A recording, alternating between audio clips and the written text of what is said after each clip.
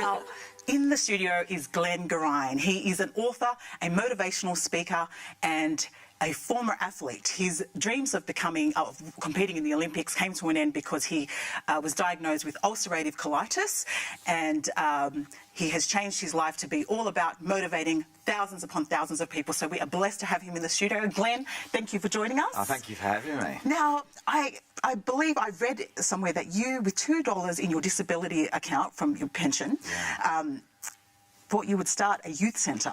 Who does that? Yes. Why not buy a bag of chips? Yeah, I guess I grew up as a Catholic, and I think Catholics have ingrained within them social justice and community service. And so I just wanted to make a difference in my local community. So that seemed to be the logical thing to do. So.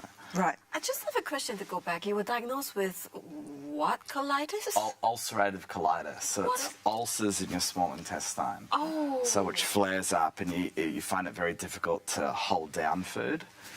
So I lost a lot of weight. Into your sporting pretty much, yeah, because I was a state champion sprinter, qualified for the World Juniors, and then pretty much got hit with this illness really quickly. Kind of came out of nowhere. I lost 20 kilos in about a 3-month period because I literally couldn't hold down any food. And so the doctors pretty much said, listen, your athletics career is over, and you won't be able to work either. So what we're going to do is we're going to put you on a disability pension, and the government will pay you $80 a fortnight to have an existence, but not necessarily a life. Yeah.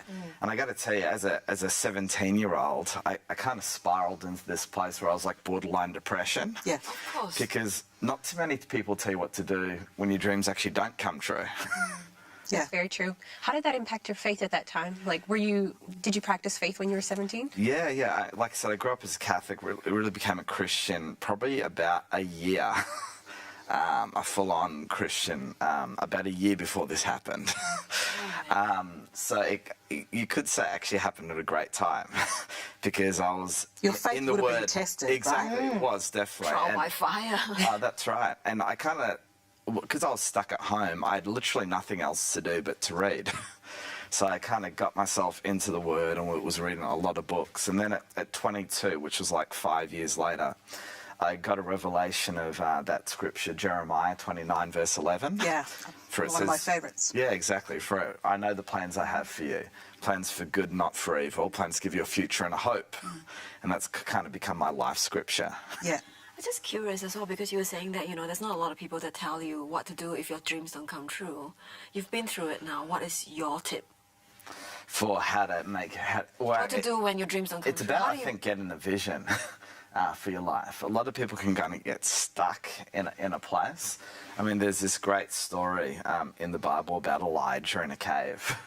And the Lord comes to him and says, listen, what you need to do is you actually need to get out of the cave and go to the mountaintop where I can kind of give you a vision of your future. Because while you're stuck in that place, we can't actually really give you any sort of strategy. Yeah. Now, you talk about being stuck in a place. It's easy for us when we're out to say, oh, we've got to get out of it. But how do you physically and mentally get yourself out of that rut? It doesn't happen overnight. Nothing happens overnight. I would try and be hopeful for like 10 minutes of the day. How important is hope? Hope to me is the essence, and a lot of people have a different word for it. Some might call it faith, some might call it positivity, some might call it, resilience. But hope to me is the most powerful driver of human achievement, because when you're hopeful, you actually take action.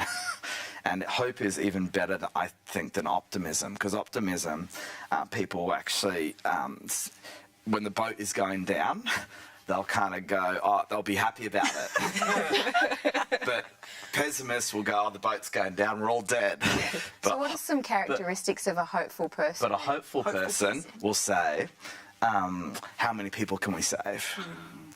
Do you think that being an athlete kind of made you resilient in that moment when you needed it? Because I think a lot of people would be in the situation you're in, but let their lives spiral. I think it definitely helped. I think being an athlete or being involved in sport teaches you discipline and focus and conscientiousness. And I think it's not so much about the strategy, it's about the psychology. Because, for instance, we all know how to lose weight. All you have to do is eat less, exercise more. So we all know the strategy. What we don't have is a psychology, which is about the discipline, the focus, those kind of character traits that are necessary to actually bring about real change in our world. Do you have to be born that way, or is it something that is developed? I think there are some people that have those natural tendencies, but I also think it can be developed. Doesn't matter what kind of environment you're from. Like if you know, some people come from different backgrounds and have different upbringings. Oh, absolutely. So, I don't think you're a product of your environment. You don't? I think you're a product of the choices that you make in that environment. Right. Yes, your environment does dictate to a certain degree, but you also have a right to choose, and that's where freedom comes in. And is the that ability to choose your own way. Is that what made you think about this organization that you wanted to start? Was it this whole attitude that you have? Yeah, absolutely. Because I wanted to. I grew up. You know, my parents separated when I was 15. I grew up in a time in Australia where I was the only brown kid in an all-white school, so there's a lot of racial discrimination there. And then I got sick. So for me, bringing hope, I've been through enough stuff to realise, hey, I want to be a beacon of light to help young people come out of those dark places. Is that why you've decided to do the motivational speaking and put out these awesome books that you... Yeah, to me it's all about making a difference. And I didn't know when I was young, that might sound very vague, but I'm of the opinion of do whatever's in your hand at that time. The $2. Yeah, exactly. Try and make something out of that. And then that will get you one step closer to what your ultimate purpose actually is. See, I believe my ultimate purpose is to bring hope to people. I can do that as a speaker. I could do that as a writer. I could do that as a cleaner or someone working out at a checkout.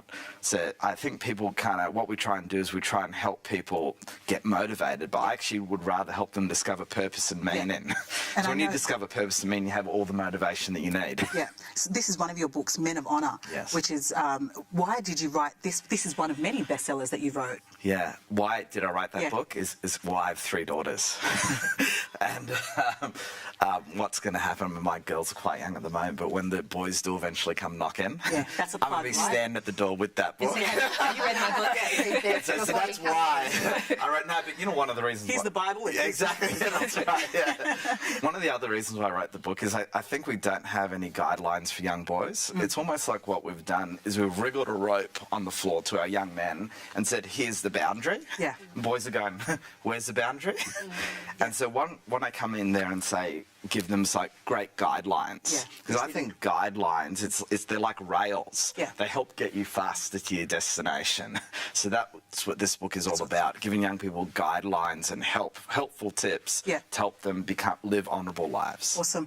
I've got to thank you so much for sharing with us. I wish we had more time, but look, if you want more information on Glen, hit him up on glengerreyn.com. Otherwise, the details should be on your screen, or check us out on Facebook for more information, or thetabletv.com.